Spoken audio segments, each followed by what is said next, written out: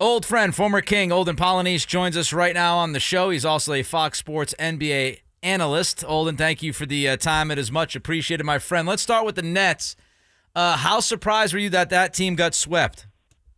I wasn't surprised at all with everything that went on with the Brooklyn Nets, Kyrie situation, the Harden situation, then the Ben Simmons situation. There were too many situations for the Brooklyn Nets to overcome. And even when they finally made the trade, they picked up a couple good pieces in Seth Curry and Andre Drummond, but it just wasn't enough. Blake Griffin was there. He wasn't playing a lot. Just so many different dynamics. And, and the elephant in the room also is that, Steve Nash, as much as I love him, he's not, I still don't believe he's ready or he's a legit coach in the NBA. So it's all those different components, that went into it. But, at the end of the day, the stars didn't step up. Kyrie and KD didn't play up to their standards. And, the team struggled mightily, and they went up against a buzzsaw in the Celtics. No doubt about that. Quick follow-up for you, Olden. How would you feel if you were, Ben Simmons' teammate and he was unable to go? If I was Ben's teammate, he would have gone. So that's all I'm saying. Whether I was coaching or playing, he would have played. Because that would not have been, And granted, I understand the whole situation about his mental health, and so that's not a joking matter because you never know what somebody's going through internally. But as far as physically, oh, please, you're going to play. Yeah. Olden, you mentioned Nash. Isn't he kind of putting in just a impossible spot with Harden forcing himself out, bringing in Simmons, who all of a sudden has a back issue, doesn't want to play, Kyrie only being able to play half of the games? I mean, how much can you really judge and grade Nash on the job that he did coaching-wise when you've got that circus going on?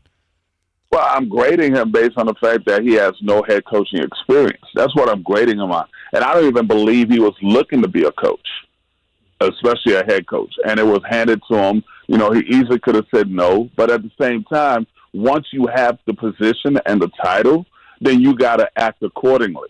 I just don't believe he did that. His in-game adjustments were not up to par. And just the way he handled the team, because no one was being held accountable. And that's the biggest issue that I had with the Brooklyn Nets. There was no accountability. And it starts with the coaching staff. I like to always tell a story, in regards to that, because it reminds me of when I first got to the Utah Jazz and John Stockton. And Stockton's already, the greatest at that time. And he looks over at Jerry Sloan and is like, what play are we running? And after the game, I said, wait a minute, you still ask? Because I'm like, you're John Stockton. He's like, yeah, he's the coach. So, it's those kind of things. And I just never saw any accountability with the Brooklyn Nets at all. And they never, they just did do it. KD and Kyrie are really good friends, probably best friends. So they're not going to go at each other. Hey, man, pick it up. Like Marcus Smart did with his team. Stuff like that is not going to happen with Brooklyn.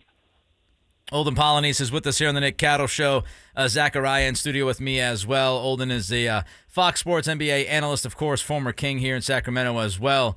One more question about the Celtics-Nets series. Jason Tatum, Olden, how much of a leap has he made to you in the last 3 or 4 months? The leap started last year, actually, but the last couple of months, it's been tremendous. He's basically becoming the face of the NBA.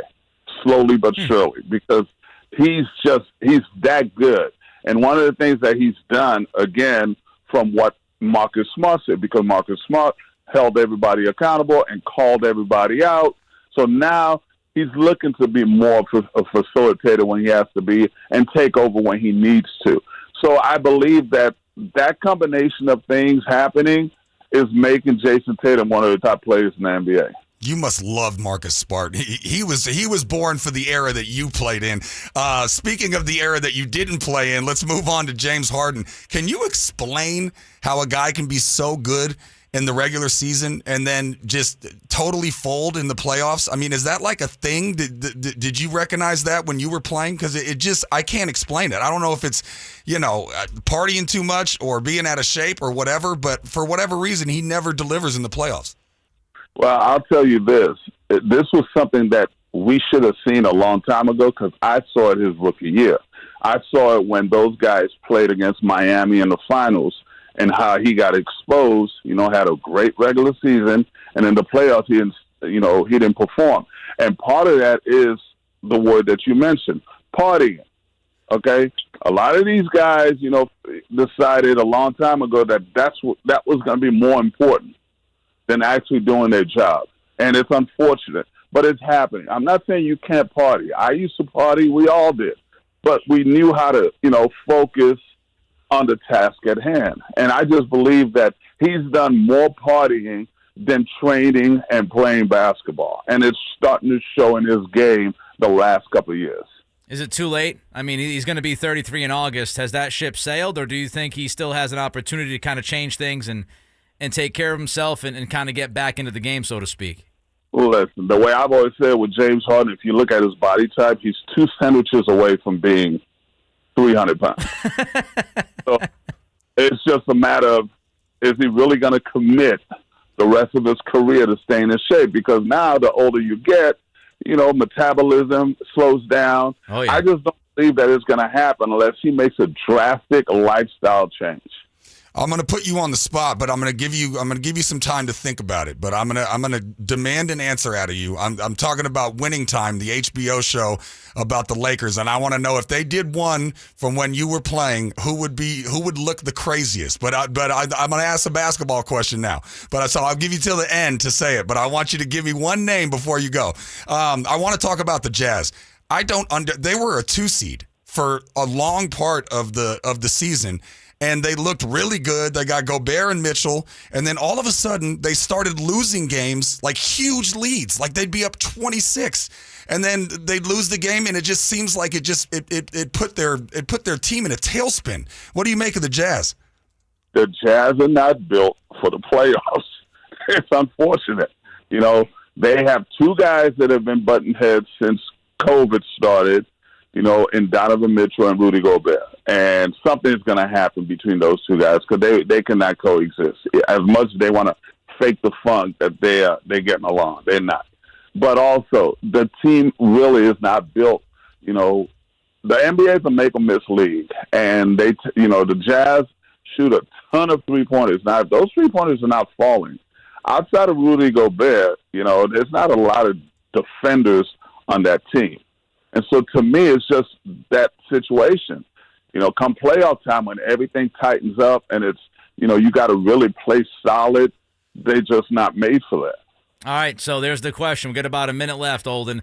If Winning Time was a show based on teams that you played for, come on, Olden. Who would be the craziest teammate? Come on, Olden.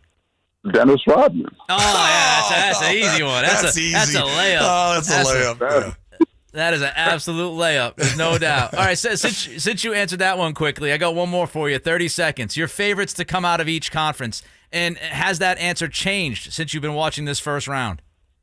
It has changed a little bit. I'm still on the West. Has changed. I'm still going with the Milwaukee Bucks. I still believe that with Giannis, they're the number 1 team, and also Embiid's injury hurts Philadelphia, and so he'll play, but the thumb's going to be a major problem for him. And on the West, I had the Suns and the Warriors, but the Suns got their hands full right now with the Pelicans. No doubt. Yeah. I'm going to go not on the fence. Golden State Warriors coming out the West. All right, Olden. Thank you. It was great, man. And let's do this again soon. It was fun. Appreciate you. All right. Thank you. There goes Olden Polynice, former King, Fox Sports NBA analyst, Dennis Rodman. Good stuff. I know we should have. I didn't want to press. This is your show. Well, you never know. It could I'm trying to fit in. I'm the newbie, but we should have pressed him for a second name. Dennis Rodman's so obvious. We all know that already. I was looking for like something cutty.